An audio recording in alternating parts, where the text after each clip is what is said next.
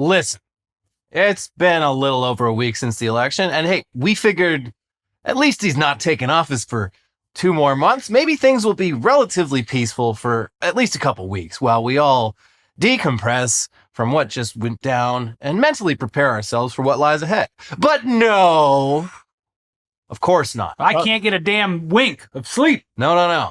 Trump has hit the ground running and has wasted absolutely no time staffing up his next administration. And folks, this is no surprise at all, but it's going to be a real rogues gallery of freaks who will be running the day-to-day operations of this country starting on January 20th. Oh, so if you'll recall, during Trump's first administration, the average tenure for key White House and cabinet personnel was exceptionally short.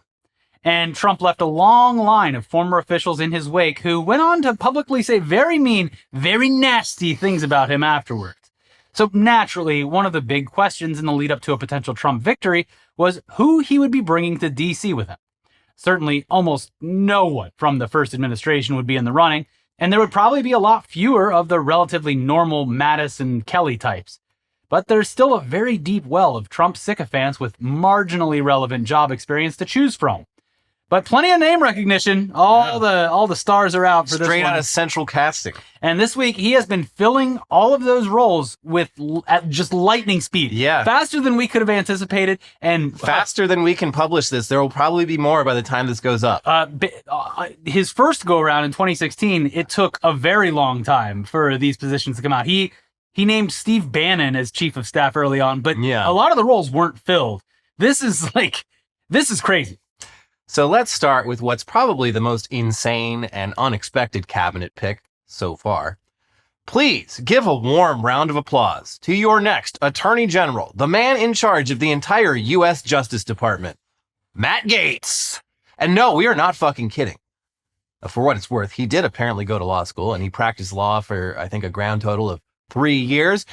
But this is the only time we can think of when the person running the Justice Department was himself under investigation by the Justice Department just a year or so earlier. Well, obviously he has a very inside look at how it operates. He knows how the sausage is made. Yeah, because he is the sausage. He is the sausage. And yeah, while that whole sex trafficking scandal never resulted in any charges for Gaetz himself, he did have deep personal connections to the guy who did end up going to prison for it. And more recently, some sworn testimony in a civil suit further confirmed Gaetz's involvement, along with just a ton of evidence in the whole course of that story breaking. Yeah. Even Gaetz's Republican colleagues in the House, who mostly seem to deeply dislike him, have referenced the scandal while publicly talking shit on him.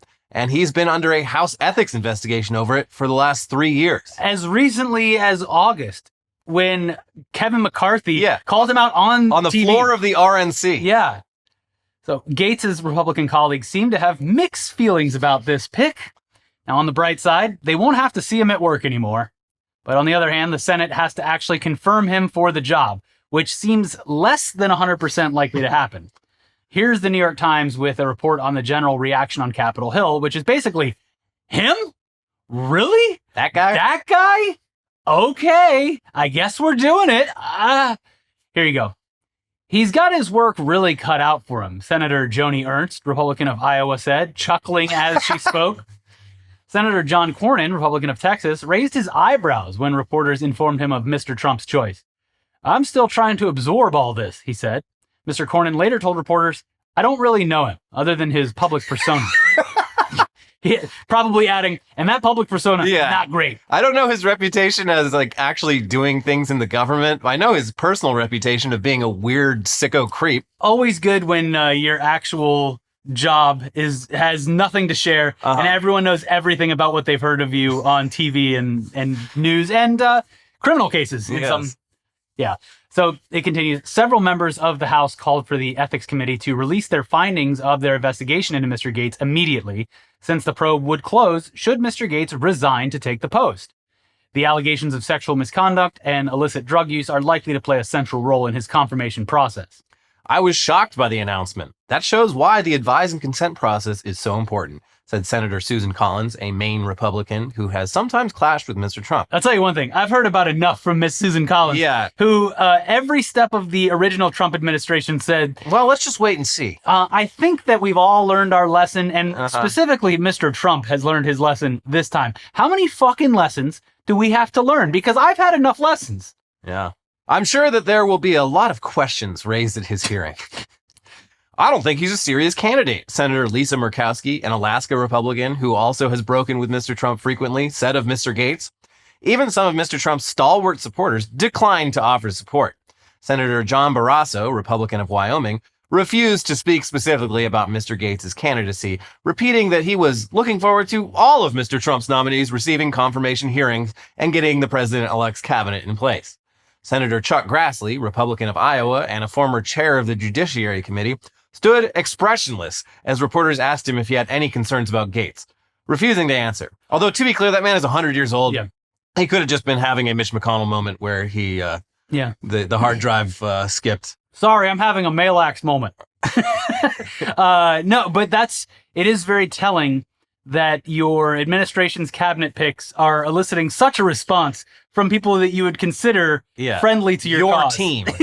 Yeah, just, the idea that people are even saying no comment to an appointment from the next administration is very telling of how bad this is. Well, it's like not even that just that they personally dislike this guy. It's like this is an important job. Yeah. And even if your plan is to enact just pure evil upon this world, you want someone competent. Yeah. And Matt Gaetz does not give off attorney general vibes. Doesn't seem like anyone trusts him or that he's actually qualified for the job. He's only being positioned there for retribution. Yeah. The most retribution you could get. Here's ABC News with some more. Several House Republicans meeting behind closed doors said there was an audible gasp in the room when they heard Trump had picked Gaetz. Representative Max Miller, Republican of Ohio, a former Trump aide who was particularly critical of Gaetz following his efforts to oust then-Speaker Kevin McCarthy last year, strongly disputed the choice, predicted Gaetz wouldn't be approved by the Senate. I just think it's silly. I believe that the president is probably rewarding him for being such a loyal soldier to the president, but the president is smart enough, and his team is smart enough, to know that Mr. Gaetz will never get confirmed by the Senate whatsoever, he said. And so this is just going to be a very long period of time for him that he's going to get excoriated by members of the Senate on both sides of the aisle because he's never been a team player and he's never helped out this conference. Miller said that there's two types of chaos, saying Trump brings one that is positive, but the one that Gaetz brings breaks things. It be your own team sometimes. Yeah. And just to add to the pile-on, here is the very conservative Ben Dominic, the husband of Meghan McCain and the founder of The Federalist. This is a dyed-in-the-wool conservative, and here's what he wrote in a blog post this week. I realize that we are occasionally given to hyperbole about the untoward nature of politicians, but let me be clear. Matt Gaetz is a sex-trafficking, drug-addicted piece of shit. He is abhorrent. His eyes are permanently rimmed with the red rings of chemical boosters. In person, he smells like overexposed Axe body spray and stale Astroglide. The fact that he boasted on the floor to multiple colleagues in the House of Representatives of his methods of crushing Viagra and high-test Red Bull to maintain his erection through his orgiastic evenings is perhaps the least offensive of his many crimes against womanhood and Christian faith. The man has less principles than your average fentanyl-addicted hobo. He likes them underage, and he's not ashamed about it. Matt Gaetz isn't just your average extreme Florida MAGA man. He's a hypocritical ass with the worst Botox money can buy, pursuing an ever thinner nose and higher cheekbones at every opportunity, like a real housewife gone mad for fillers. Every Republican in Washington has an opinion about Matt Gaetz, and 99% of those opinions are, keep Matt Gaetz away from my wife/daughter/friend and anyone I care about. He is a walking genital, warts included as a bonus. If I was merely attempting to count the number of women I know who have had bad experiences with Matt Gaetz, I would run out of fingers and toes. If you vote for him to be the Attorney General of the United States, you don't just need your head examined, you need to be committed to a mental institution. The man is absolutely vile. There are pools of vomit with more to offer the earth than this STD-riddled testament to the failure of fallen masculinity. You know, you hate to give it to him, but that was a pretty accurate description of everything we've known or learned about Matt Gaetz in the past couple of years. He is... yeah, a walking testicle. That's a pretty good summation of what he is. But Gaetz himself, he seems confident enough in his confirmation that he's already resigned from the House of Representatives. I got a new job. Don't worry about me. I'm going to be just fine. Yeah. Yeah, it might seem a bit hasty, But him resigning means an end to the House ethics investigation into Gaetz. So maybe he and Trump cooked this whole thing up as a way for Gaetz to avoid accountability somewhat gracefully. I discharged myself honorably. Yeah, I didn't quit my job in the House of Representatives to avoid the incoming bombshell report about what a piece of shit I am. I quit because I was appointed as the Attorney General, and well, I guess it just didn't work out. Anyway, back to the lobbying, back to the public sector. I'm going to be a lobbyist. Might actually be the boss coming to him early and going, "Hey, you might as well quit because you're on the chopping block. Yeah. Let's just save your reputation a little bit." It's pretty clever. Yeah. Or maybe he does get confirmed as Attorney General and we all sink slowly into hell, burning alive in the process. But he could actually become the Attorney General, and then the DOJ takes an active role in policing all of the GOP's most deranged culture war grievances, with one of its most deranged culture warriors at the helm. I shudder to think what's possible. It's going to get so dumb. Either way, we get to see Matt Gaetz get publicly shivved by his former colleagues on live TV, or we get FBI raids on elementary schools because someone's sister's husband's cousin's neighbor heard they were letting furries shit in litter boxes. We do prefer the first option. Yeah. The second option, not going to be as fun for anyone.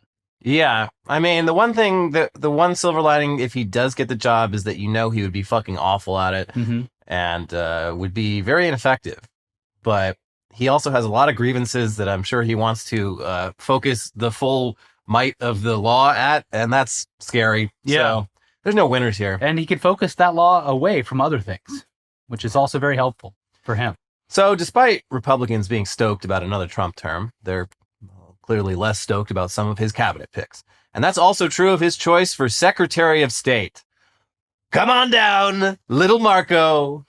What Trump used to call him, Little Marco Rubio, because the history between these two guys has mostly consisted of Trump ruthlessly mocking him during the 2016 primaries. And in the 8 years since then, Rubio has been mostly staying off Trump's radar by being a good little soldier and quietly embracing the Trump legislative agenda. But what also makes this a kind of odd choice is that Secretary of State is the government's chief diplomat in charge of handling all foreign policy. And Marco Rubio is very much an early 2000s style Bush-era neocon. In other words, he's never met a war he didn't like, and he's never met a developing country he didn't want to invade. But I thought that Trump was going to end all of the wars. That's what he told us. Yeah, well, very naive of you. Rubio is a steadfast supporter of giving Israel as much free money and bombs as it wants. He's got a massive boner for going to war with Iran. He wants to escalate the U.S.-China relations into a modern Cold War, and he's been very publicly in favor of doing a bit of regime change in Latin American countries that aren't sufficiently pro-USA. Now, none of this is unique. It's basically the same hawkish foreign policy both parties, but especially Republicans, have been doing for the past 80 years. But it is still kind of funny how much of a swamp creature Trump's pick for the nation's top foreign policy position is, given the way he painted himself on the campaign trail. But again, we've been telling you this. Why would anyone trust anything he's been campaigning on? Yeah. But hey, look, at least Rubio seems pretty aligned with Trump on one thing, and that is cutting off aid to Ukraine and making them give up a bunch of territory to end the war. He loves all wars except this one, yeah. For some reason. This one in particular, definitely something we got to stop funding. Yeah. Why don't we give more of that money to Israel? What a great idea. Yeah, Thanks, imagine Marco. how many more apartment buildings Israel could bomb in, what is it, like 4 or 5 different countries they're bombing at this point? Yeah. That's a lot of bombs they're going to need. Yeah. We're bombing Syria. We're bombing Gaza. We're bombing Lebanon. Maybe we could do Egypt. Maybe a little bit of Jordan. Mm-hmm. Who knows? Anything's possible in the Trump presidency, folks.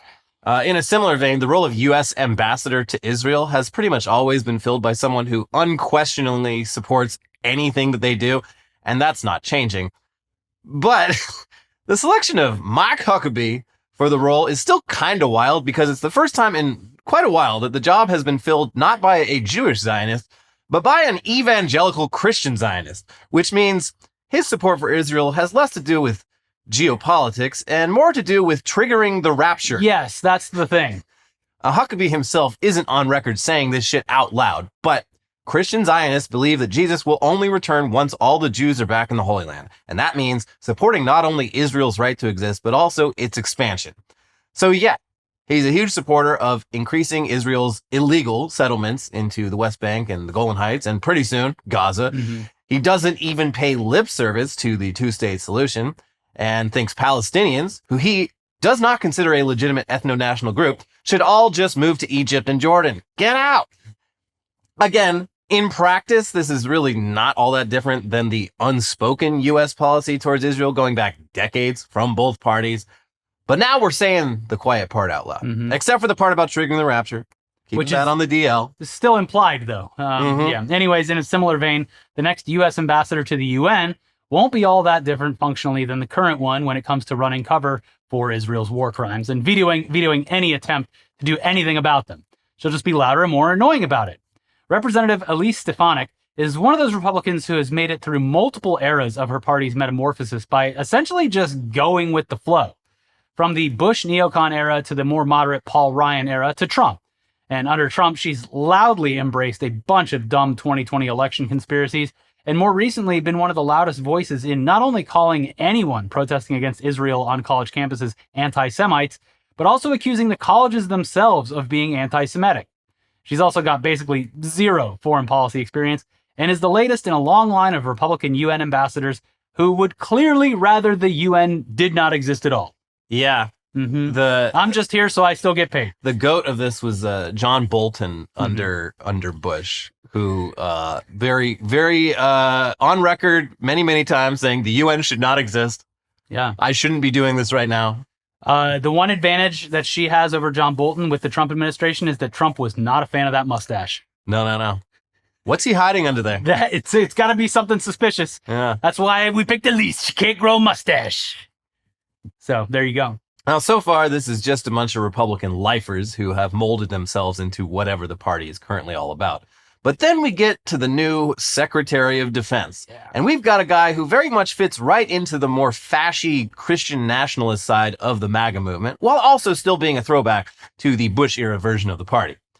Pete Hegseth is our next Secretary of Defense, and that is sure to excite your Fox News devouring uncles, because Pete Hegseth's job for the past decade has been as a Fox News talking head.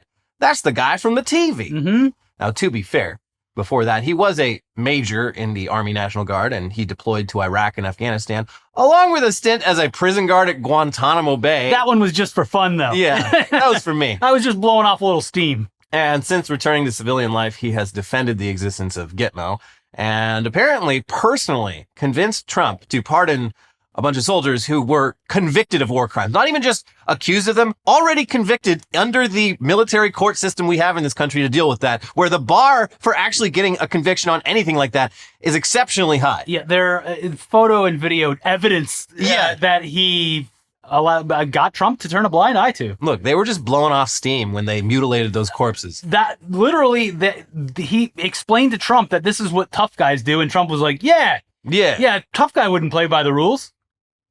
So, yeah, it's no surprise someone like that is also an anti-Muslim bigot. But Pete Hegseth's bigotry has the added element of Christian nationalism, as demonstrated by his Deus Vult and Jerusalem cross tattoos, which reference the Crusades and are popular symbols among the Christian far right, and his ties to Christian nationalist Douglas Wilson.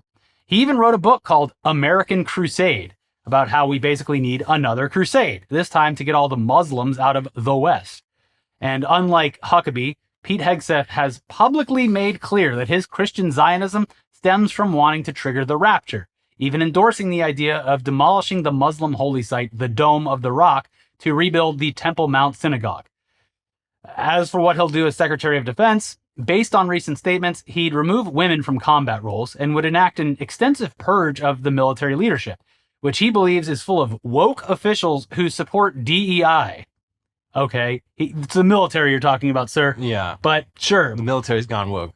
He'll also presumably continue his 15-year streak of proudly never washing his hands, because that is a thing. And he mentioned it on Fox News. And also, I believe, isn't this the guy who accidentally hit a drummer with an axe? Yeah, he was doing some axe throwing outside the Fox News studios and totally bungled it. And the axe went over the target and hit a drummer. Luckily, a marching band guy. Not on the blade side, but yeah, he hit a guy with an axe. He was this close to murdering someone on U.S. soil. Yeah. Anyway, the reaction to this guy from the military is like, it's been quiet because you're not allowed to publicly comment on political stuff like that. But on the Reddit r/military subreddit, a lot of people are like, huh, a major is going to be our Secretary of Defense? Usually you would get like a general with some higher stars rank on there, someone that's been working in like the military establishment or the administration for a very long time, not a Fox News contributor.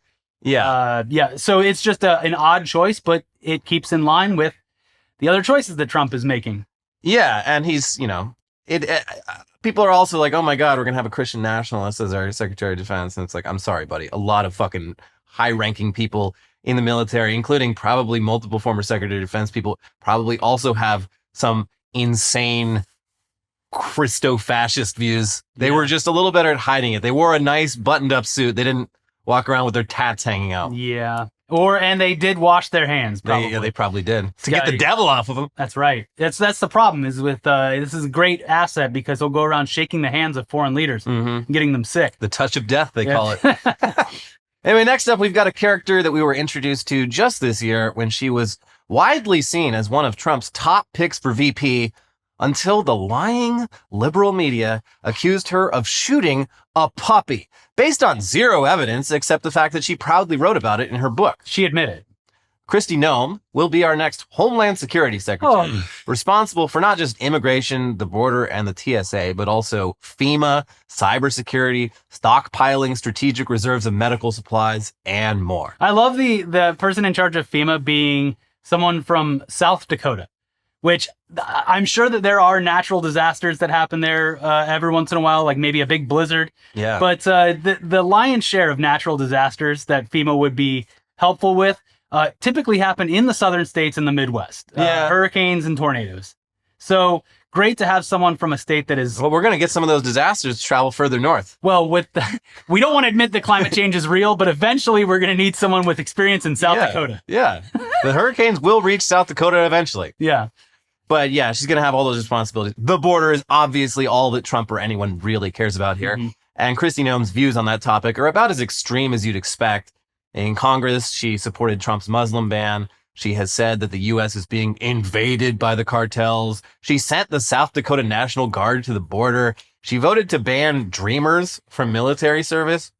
And at one point, she offered to drive to Texas to deliver some razor wire to Greg Abbott. So, sir, I hope you're sitting down. I came all the way from South Dakota. No, don't stand up. Don't stand up. I only drove 20 hours to get here. But yeah, don't stand up.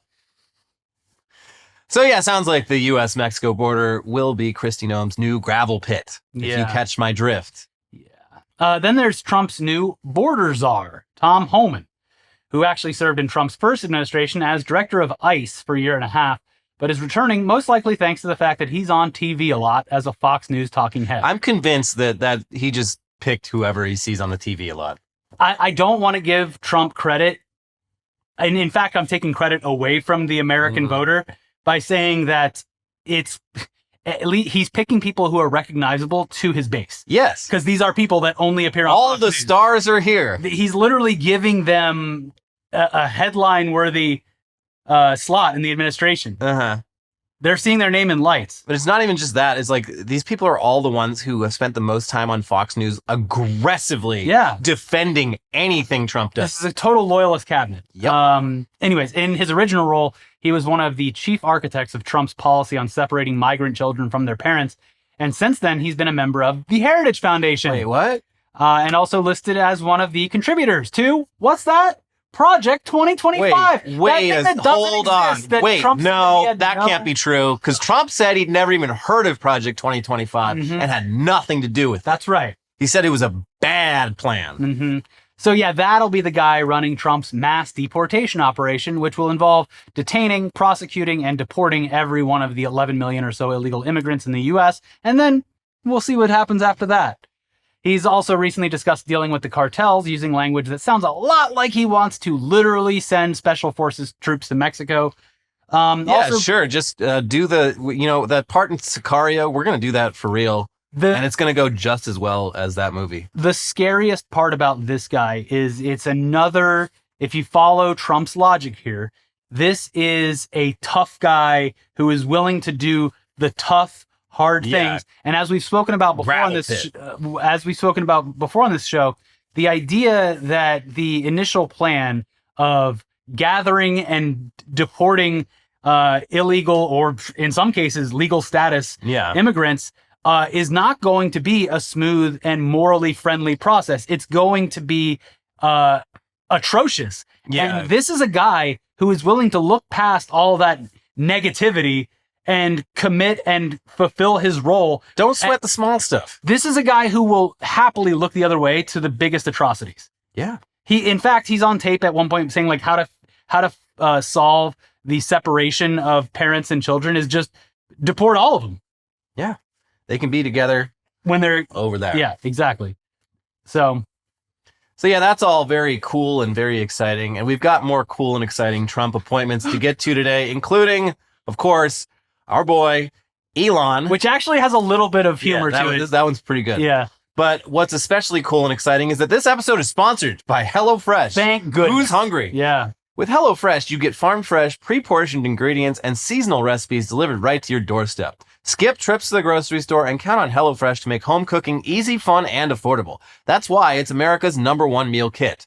The holiday season is just around the corner, and we're all looking for ways to spend and stress less. HelloFresh makes mealtime nearly hassle-free with delicious, home-delivered, chef-crafted recipes that come together quickly and are less expensive than takeout.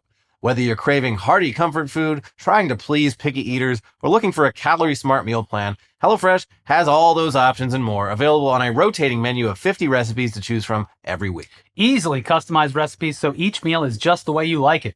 There are always options available to trade or upgrade proteins or swap out side dishes. Plus, check out HelloFresh Market for over 100 add-on items like desserts, quick breakfasts, snacks, and a lot more. And this month, they even have Thanksgiving items to help wow a crowd with very minimal effort on your part. Not that anyone has to know. Two of our favorites on this week's menu include the creamy Tuscan spaghetti and meatballs with scallions and lemon, as well as the sweet chili pork bowls with bell pepper and candied peanuts. These are so easy to make and so delicious that you'll wonder why you didn't start cooking for yourself sooner. Good news, though. You can get started today and get 10 free meals at HelloFresh.com/freeITD. Applied across 7 boxes, new subscribers only, varies by plan. That is 10 free HelloFresh meals. Just go to HelloFresh.com/freeITD. And this episode is sponsored by Raycon. Raycon. The Black Friday shopping season is quickly approaching, and that's exciting because for so many expensive tech products, that means getting amazing deals that you wouldn't normally get. But not with Raycon, because with Raycon, you get an amazing deal on premium audio every day of the year. But that doesn't mean they're not having any sales for Black Friday and Cyber Monday. Far from it. They're actually doubling down on their amazing value by offering our viewers up to 30% off site-wide. Wow, it's the first I'm hearing this. Black Friday deal that you'll appreciate every day is Raycon's Everyday Earbuds, especially if you haven't checked out their latest model, which includes plenty of new features that make them even more of a must-have for any audio lover. For example, they now feature a 32-hour battery life and multi-point connectivity that lets you pair with 2 devices at once. Raycon's Everyday Earbuds also come with active noise cancellation. It's a feature that's a must-have for me on long flights or whenever I want to focus, but it's a feature that can be difficult to find at an accessible price point until now. Because that's another thing. Although Raycon's quality rivals some of the biggest names in premium audio, Raycons start at just half the price as the other guys. So they're already an incredible deal, even before you factor in their Black Friday offer, which is up to 30% off site-wide. We love using these earbuds for working out and not having to always worry about whether they're charged thanks to the 32-hour battery life. It's a real lifesaver, and they never fall out. No matter how sweaty I get, they stay put. Raycon's Everyday Earbuds are also available in a variety of vibrant colors, so you don't have to just have the standard issue white or black earbuds sticking out of your ears. We especially love the pink and green watermelon colorway. If you want to get loud, you want to make a statement.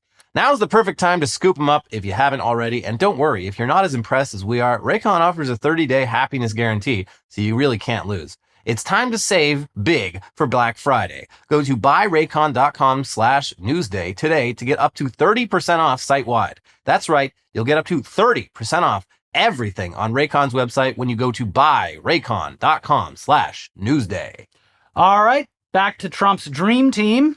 Next up, the role, come on down. Next up, the role of Director of National Intelligence, which of course directs and oversees the CIA, NSA, and the various other U.S. intelligence agencies. We have got Tulsi Gabbard Oh, hello, Tulsi. Aloha. A Democrat? Not for the last couple of years. I know. I was joking. But yeah, good news, everyone. She's got 0 formal intelligence experience. She has, of course, though, expressed sympathetic views on Vladimir Putin and Bashar al-Assad. And she's had quite the political journey, going in the past 8 years from Bernie Sanders Democrat to Trump Republican and adjusting all of her views accordingly. She's like water, like Bruce Lee said. You got to be like water. You got to adjust everything according to the current situation. And Tulsi Gabbard is the kind of spineless fucking hack that can really be like water. Yeah. She's basically the in-government version of Joe Rogan. Whoever's the last person she talked to, she's going to go with whatever they say, and she's been talking to a lot of Republicans over the past couple of years. And that white streak in her hair, my God. Oh my God, it's beautiful. Iconic. Yeah. So lately, she's spent most of her time on the TV as a Fox News talking head. There's like a weird through line through a lot of these picks. Yeah. Probably going to go out on a limb and say that's one of the main reasons she got the job. And at one point, she was involved in a group that many described as a cult, which also is a good thing to have on your resume when you're dealing with a Trump cabinet. Listen, I've been in cults before. I know how this works. Yeah, I know how to manipulate people. We do whatever the leader wants, and he's nice to us. We disagree with the leader, and we get punished. Mm-hmm. Anyways, the reaction from the U.S. intelligence community seems to mostly be, huh? And the reaction from the international intelligence community has been, maybe we should stop sharing as many secrets with the United States. Yeah, which totally understandable. Yeah. Yeah. Then over at the Environmental Protection Agency. Oh, good. Are we going to protect the environment? I hope so. Son? No, of course not. We've got Lee Zeldin, a guy who actively wants to do the opposite of protecting the environment, which is no surprise and honestly not really worth delving into. Just imagine anything that you would do if your job was to mitigate the effects of climate change and do the opposite. Yeah, it's going to be an easy job. So there you go. We're fucked. But let's skip right over that and get to what's, of course, the dumbest and potentially most disastrous Trump appointment of them all. Elon Musk and D.O.G.E, the Department of Government Efficiency. Lots of dumb people think that the government should be run like a business, even though that's kind of not the point. They really have nothing in common. And now Elon Musk will get to run the government like he runs Twitter. In other words, he's just going to fire a ton of people and then get it to a point where it still works, but barely, and isn't as good as it was before. Mm-hmm. Or maybe he'll run it like Tesla, which just issued its 6th recall in a year for the Cybertruck. Its first year of existence. And this time there's no over-the-air update. You got to take that big rusty hunk of shit down to the service center. Yeah. And yeah, this government efficiency thing, it's off to a great start, folks, because in the spirit of efficiency, D.O.G.E will have not one, but 2 bosses. It's so ironic that it's actually hilarious. Yeah. This wasn't so sad. In the spirit of efficiency, Elon Musk will share the role of head of D.O.G.E with Vivek Ramaswamy. And that always turns out good. Historically, anytime that Elon has had to work with someone else in a role that would be considered an equal, always turns out great. He's a real team player. Elon. That's what everyone always says about him. Definitely, he likes dealing with people on equal footing. As much as I hate Elon, it almost makes me feel bad, which I would never do, but it almost makes me feel bad for Vivek Ramaswamy, who's about to have a real reality check. You could not do the worst thing in the world could happen to Vivek Ramaswamy, and I wouldn't feel a hint of sympathy. True. Yeah, you're right. This is actually the best position for both of them to be in, I guess. Not for us, but for watching them suffer. They both got their noses so deep up Trump's colon for the last year that this is their own. They wanted this. This is their greatest dream come true, and they have to share it. Elon does keep making prisons for himself. Hopefully this one is as torturous as Twitter. This reminds me a little bit of the brilliant, underappreciated Danny McBride show, Vice Principals, where him and Walton Goggins are the co-vice principals, and then their boss, Bill Murray, retires, and they're both vying for the job, and they both have to remain co-vice principals. Yeah, it's a great show that you should watch. Out of all of the Danny McBride universe, it's the one that is always looked over the most. It is. Yeah. Anyway, so yes, the department in charge of dealing with what the British call redundancy is already pretty redundant itself, but this might just be Trump's way of putting 2 of his allies who worked hard to help him win together, but who Trump can't personally stand. He just wants them together to see what happens. Thank you very much. All right. Bye-bye. Up to the Doge. You go. They'll figure themselves out.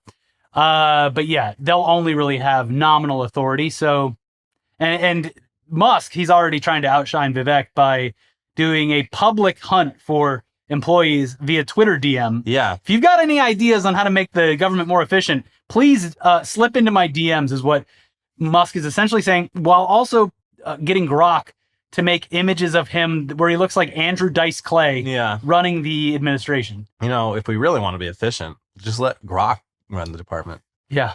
This will be the first AI presidency. It's funny you should ask. Buckle up, buckaroo. Here's who we should fire from the federal government. I am absolutely convinced that has already happened, where he has already asked Grok things to do for government efficiency. So... And Grok's got some great ideas. But with more on all of this, here's CBS News. Donald Trump is vowing to reduce wasteful federal spending by tapping two billionaires, Tesla CEO Elon Musk and entrepreneur Vivek Ramaswamy, to spearhead the initiative, which the president-elect is calling the Department of Government Efficiency, or DOGE. The appointments, announced by Trump on Tuesday, raise a host of questions about the effort, including whether Musk and Ramaswamy will have the authority to make changes in federal outlays, given that Congress authorizes the nation's spending, as well as where the businessman might look to cut spending. Under the plan, meanwhile, DOGE is not an official government department, raising questions about its powers and how it will operate. He just made them like a little playhouse. Yeah. Go have fun.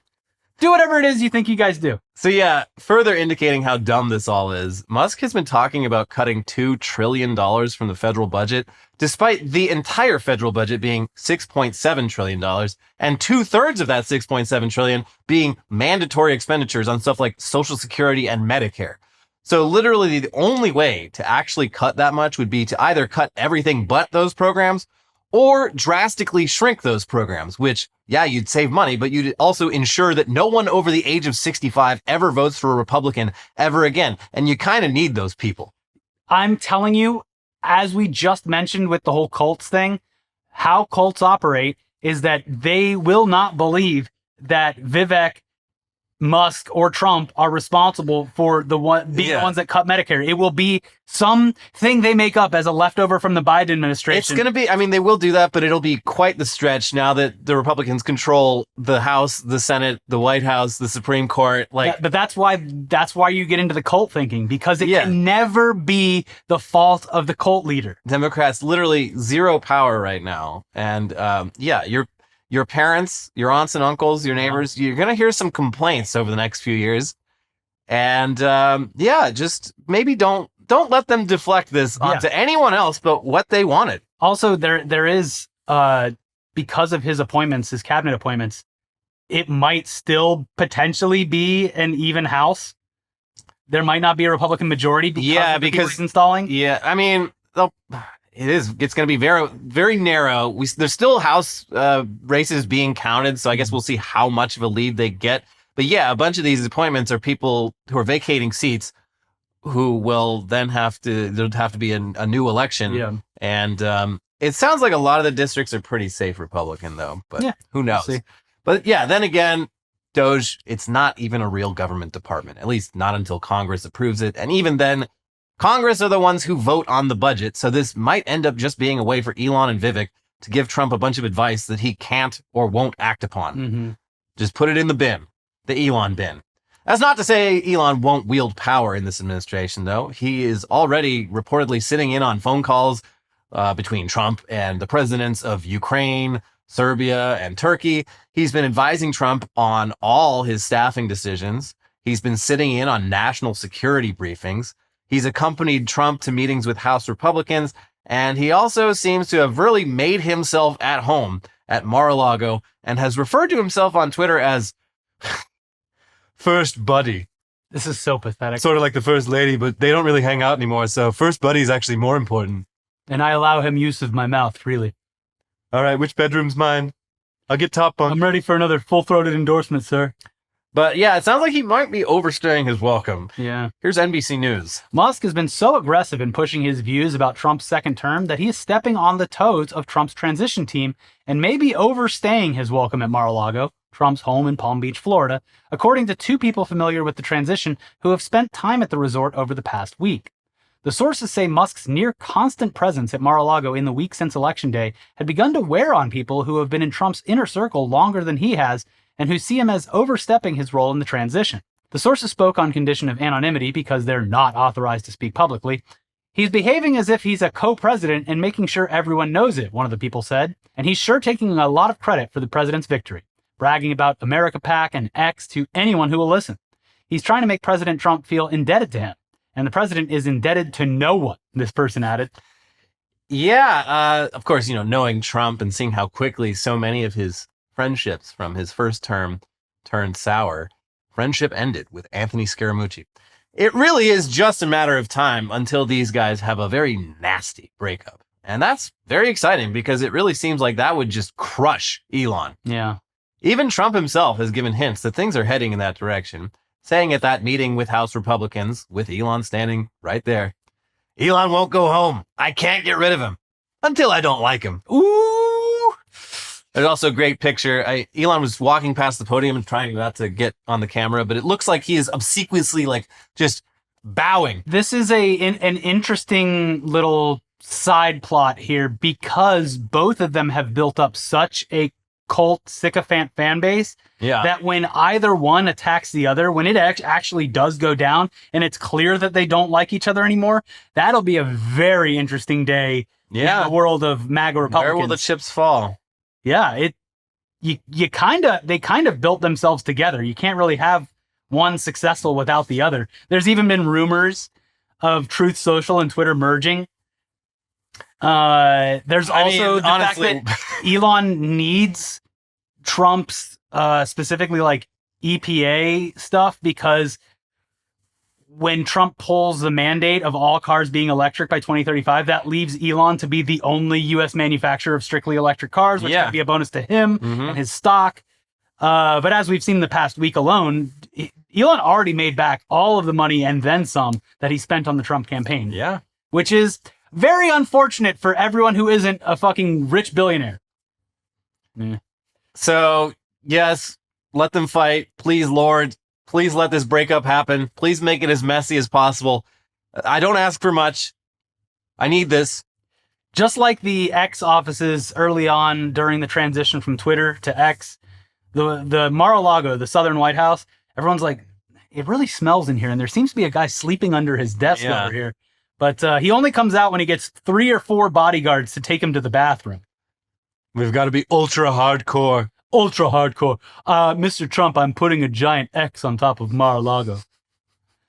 But in other news about the incoming administration, you remember how back during his first term, Trump very aggressively, but unsuccessfully, tried to get TikTok banned.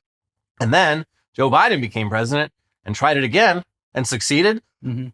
Remember all that? So we and many others speculated at the time when Joe Biden got that TikTok ban that out of sheer spite, Trump would unban TikTok if he became president again. And oh my God, it looks like we were right. Mm-hmm. How could we have guessed? Here's the Washington Post. President-elect Donald Trump is expected to try to halt a potential U.S. ban of TikTok next year after he promised on the campaign trail to save the popular social media app if he won, according to people familiar with his views on the matter. The video sharing app faces a January deadline to find a new owner not based in China or lose access to U.S. users under a law passed in April with bipartisan support. So with everything else that Trump is doing, it would seem like this would be an already set up slam dunk for him. This would be a layup. But he doesn't get to take credit. That's the problem. This is going to just the base level of what he wants to do with tariffs. Yeah. This is the exact thing he wants to hurt China, but if this he wants to bring it in to be a US based company. Yeah. This would seem like it would be the easiest possible way for him to get a win early on, but who knows? Here you go. Quote, he appreciates the breadth and reach of TikTok, which he used masterfully along with podcasts and new media entrants to win, said Kellyanne Conway, who ran Trump's first presidential campaign, served in the White House, and remains close to him and now also advocates for TikTok. There are many ways to hold China to account outside of alienating 180 million U.S. users each month. Trump recognized early on that Democrats are the party of bans, gas-powered cars, menthol cigarettes, vapes, plastic straws, and TikTok, and to let them own that draconian anti-personal choice space. Yeah, but it was your idea first. True. Also, the Trump administration, they were the ones that banned the fruity flavored vapes. Well, the feds didn't ban any of that shit. It was state and local. You can still get the fruity vapes in some states, the cool states. But not here, though. Gruesome Gavin took away my menthol. I would say that it's the straws thing. Look, I like a straw, obviously. But a lot of places, at least here in LA, they do compostable straws or straws that are... Yeah, the thing with straws, there was like a year or two where, yeah, you were sipping out of those absolute garbage fucking paper straws that melted in your mouth. But technology, the cool thing about regulation is... it breeds innovation. It does breed innovation. And there are now basically what feel like plastic straws, but which don't take 10,000 years to biodegrade. And they work pretty great. Yeah. And that would have never happened if we just kept on using regular old plastic straws. Imagine how many other things we could innovate if the regulations were pushing people in a positive direction. Yeah. But I guess we'll never find out. Instead, we're going back to the 60s, baby. So yeah, great job, Joe. You could have literally just done nothing and avoided alienating TikTok's massive young user base in an election year. But now Donald Trump gets to be the guy who saved TikTok. That's really what the issue is here. It's not like punishing China or bringing something like that to the U.S. It's giving a bunch of people who voted for this exactly what they want. Yeah, and I'm sure it's also like during the whole fucking ban TikTok phase 1 and phase 2, they're just like, oh, it's all these like leftists, young people on there. And I think Kelly and Conway and a bunch of other people got hired as fucking lobbyists for TikTok. And they're like, hey, actually, like, it's the same as Facebook. It's just a ton of like conservative fucking weirdos. Yeah, we can manipulate it talking to the phone in their car. Like you actually have a lot of fans on TikTok. Yeah. Anyways, that's your cabinet so far. More to come. But let's try to at least get some good news in here before we leave you all feeling utterly dejected. For starters, it's been a really slow process, but this election seems to have been the tipping point for Bluesky truly becoming the Twitter replacement that we've been wanting. Twitter has increasingly become a cesspool of right-wing bullshit, crypto bullshit, and spam under the rule of Elon Musk. But Elon's close involvement in Trump's victory and also the plans for the next administration has people finally saying enough is enough and voluntarily mass deporting themselves across the digital border. Listen, no need to raid my account. I will cross the border voluntarily. Mm-hmm. I will go back to my homeland of Bluesky. Here's CNBC. Microblogging startup Bluesky has gained over 1.25 million new users in the past week, indicating some social media users are changing their habits following the U.S. presidential election. Bluesky's influx of users shows that the app has been able to pitch itself as an alternative to X, formerly Twitter, which is owned by Elon Musk, as well as Meta's Threads. The bulk of the new users are coming from the United States, Canada, and the United Kingdom, the company said Wednesday. We're excited to welcome everyone looking for a better social media experience, Bluesky CEO Jay Graber told CNBC in a statement. Despite the surge of users, Bluesky's total base remains a fraction of its rivals.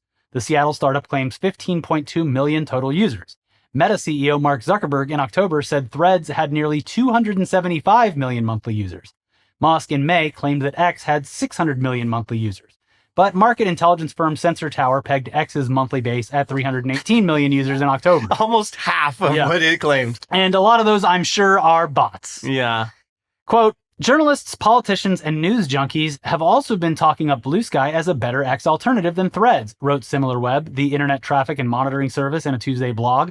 Some users with new Bluesky accounts posted that they had moved to the service due to Musk and his support for President-elect Donald Trump. It's appalling that Elon Musk has transformed Twitter into a Trump propaganda machine, rife with disinformation and misinformation, one user posted on Bluesky. Yeah, and I would just say that those numbers for Threads are obviously fucking bullshit because anyone who uses Instagram is forced to use Threads. You see Threads on your timeline. They're constantly telling you, go look at Threads.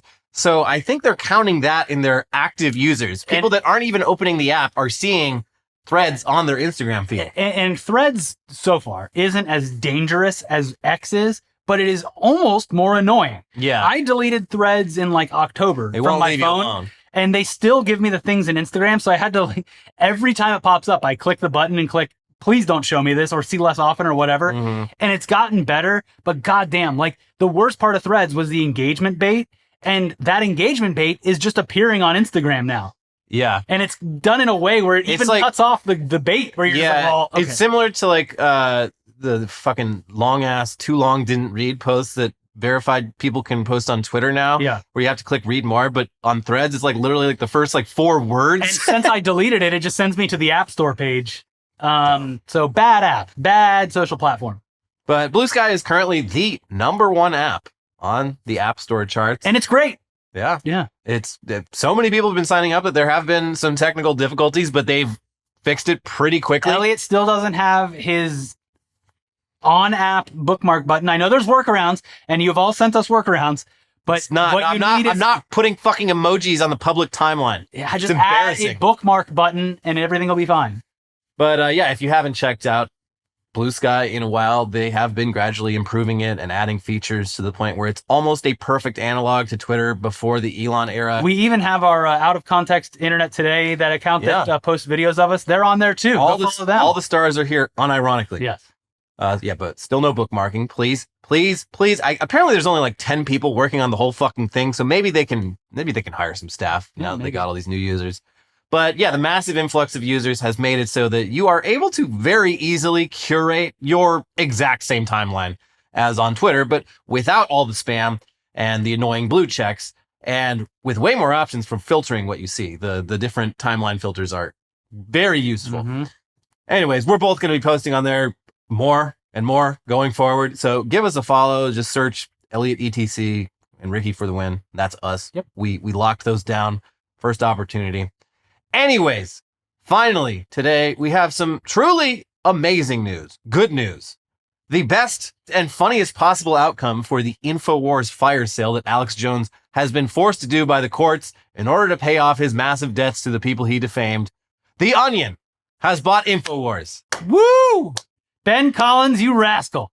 He has been doing amazing things to shape and form the internet into something that they were about to shut the Onion down like a year ago before he swooped in, and now they're selling apparently the print edition is doing gangbusters. It's honestly incredible to see the work that he's been doing and successfully been doing, because it seems like everything's going great, and the experiment of trying to make a profitable, newsroom is possible. So imagine if someone could mimic this strategy for real news. It would be crazy. Yeah. Mm-hmm. Just something to think about. Here's the New York Times. The Onion, a satirical publication that skewers newsmakers and current events, said on Thursday that it had won a bankruptcy auction to acquire InfoWars, a website founded and operated by the conspiracy theorist Alex Jones. The Onion said that the bid was sanctioned by the families of the victims of the mass shooting at Sandy Hook Elementary School, who in 2022 won a $1.4 billion defamation lawsuit against Mr. Jones and his company, Free Speech Systems. Everytown for Gun Safety, a nonprofit dedicated to ending gun violence that was founded in the aftermath of the Sandy Hook shooting, will advertise on a relaunched version of the site under The Onion. The publication plans to reintroduce InfoWars in January as a parody of itself, mocking weird internet personalities like Mr. Jones, who traffic in misinformation and health supplements, Ben Collins, the chief executive of The Onion's parent company, Global Tetrahedron, said in an interview. The Onion declined to disclose the price it paid for InfoWars and its assets, including its production studio and diet supplement business. Mr. Jones could not immediately be reached for comment, but he said on the social media platform X this week that he planned to continue producing his online program, The Alex Jones Show, until he was forced to stop. Mr. Collins said that he was informed late Wednesday by the trustee in charge of the bankruptcy auction that The Onion's bid had prevailed. In a video posted online Thursday, Mr. Jones said that his lawyers had been told by the trustee about the sale to The Onion. "We thought this would be a hilarious joke," Mr. Collins said. "This is going to be our answer to this no guardrails world where there are no gatekeepers and everything's kind of insane." The Onion's plan is to relaunch InfoWars next year with an approach reminiscent of Clickhole, The Onion's sister site that poked fun at listicles from BuzzFeed and other purveyors of viral content. Incredible work. Again, Ben Collins doing something that everyone thought was impossible, and apparently turning a profit. Alex Jones recording just like selfie videos of himself, like, "Oh, the deep state is here to take away my company." And it's like it's The Onion. Mr. Collins, if you need someone to play Mike Lindell, I will get a big fake mustache. Yeah, and be right down to The Onion studio. So you need a big baby blue button-up shirt, The and cross. a big pillow to hug. The cross. Yeah. Yeah. I'm being challenged for my conservative viewpoints. Gonna have to stop running, though. True. I might need to gain a little bit of weight. Also, like, that's something we haven't even broached yet, is what is Mike Lindell going to do now that the 2020 election scam is just no one gives a shit? Yeah, that's kind of his thing. He kind of blew everything to pursue I that. have been elected in the administration under the Department of Coziness. Mr. Trump, I gave up literally everything to help combat the lies and fraud of the 2020 election. Yeah, but we just won this one, so who cares? I don't need you. You shouldn't have done that.